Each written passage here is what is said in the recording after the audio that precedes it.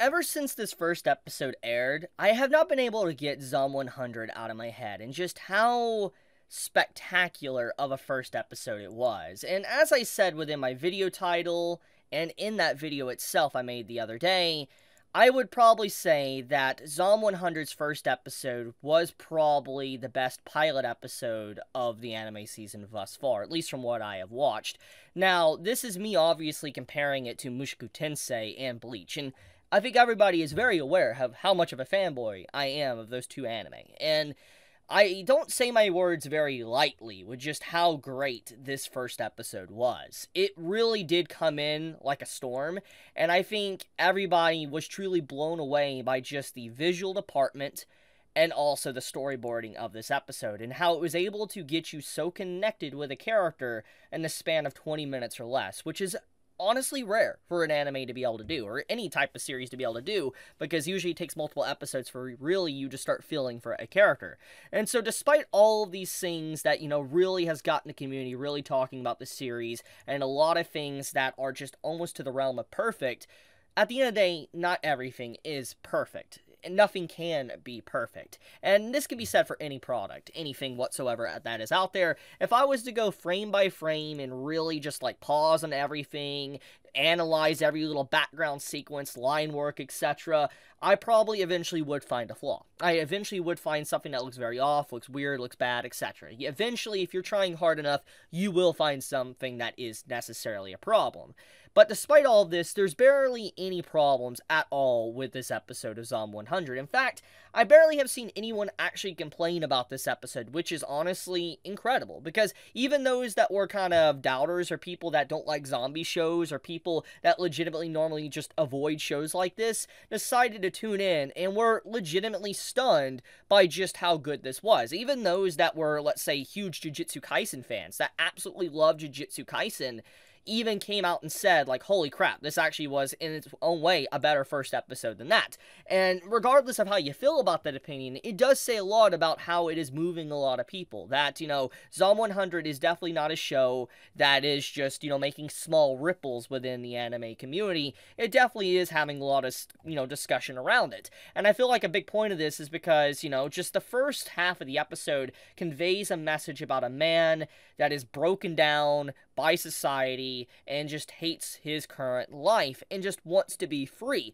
And this is very relatable to a lot of people. And not to rehash everything I said in my, first impressions, I do think that legitimately it's a very powerful message, and this is definitely going to connect with a lot of people that watch this episode. And the fact that the character was pretty much like a zombie in our real-life world, and then became more lively when the world was filled with zombies, really is telling about just the current society that our real life currently is right now. It's obviously a commentary on all of that.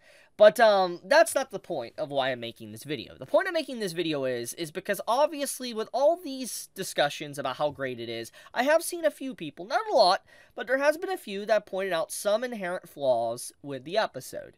And I want to discuss those, because I don't necessarily think they're complaining about it, they're just pointing it out to make people aware, and I kind of want to do the same, because it's pretty interesting, honestly. So let's talk about it. So anyone that obviously watched this episode, and let's just say you're an anime only, okay? I think anyone that watches this can probably agree that when it comes to, let's just say, the blood of the zombies and stuff, like what we see, there is obviously usage of red, like blood, but when we actually look at, let's say, the zombies, it looks like paint. Like the blood around the world and stuff, it's yellow, blue, light blue, red. It looks like just, Splatoon or something. It literally looks like Splatoon colors spread everywhere. And obviously this color palette works very well. It looks really good. It works really well with the anime. It looks completely proper in line with what the story is trying to convey, especially with the message with it was all, black and white, and he was just living a world of color, no color, and now his world opens up with color. It's very fitting. I think just the way the colors are used is very perfect to just the message that the story is conveying. So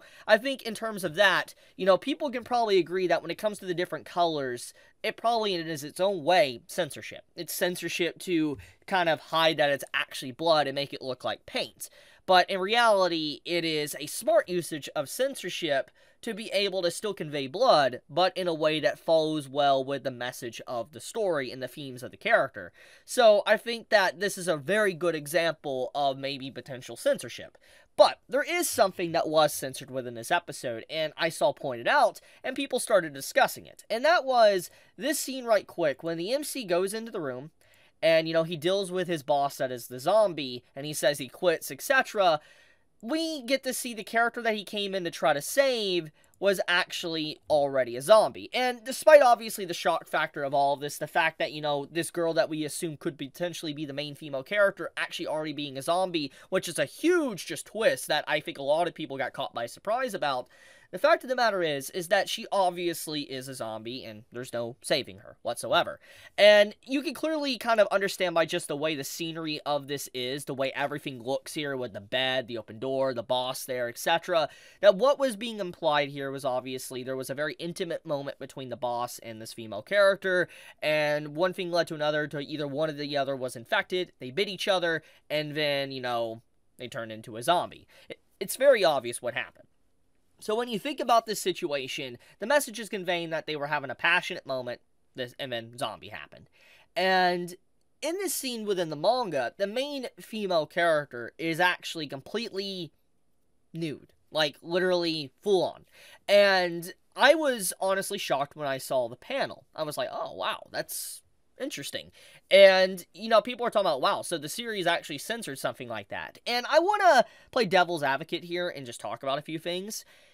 It's not the studio's fault. That is something that does need to be mentioned, because obviously they can't just full-on display show things like that on a broadcasting network in Japan. There's laws to abide. They can't do that. It's not their fault. It really isn't. There's a lot of differences from a manga release to an anime release. So I don't think there is necessarily anything inherently wrong that really detracts from this scene, because what is the message of this scene really trying to convey? Let's be honest, okay? The message is obviously conveying that she was sleeping with her boss. Okay, do we still get that message here? Yeah, I mean, there's a bed in the back, you know, it's kind of messed up and all that, showcasing that obviously things were going on, you know, just everything about the attire of the characters, even if there isn't full-blown nudity, kind of, you know, showcases that. So even though there was some censorship and there wasn't everything that was exactly identical to the manga, it is identical enough to have the exact same message. So this is something I want to point out. Even though technically a lot of people would be quick to say this is a flaw and this is bad,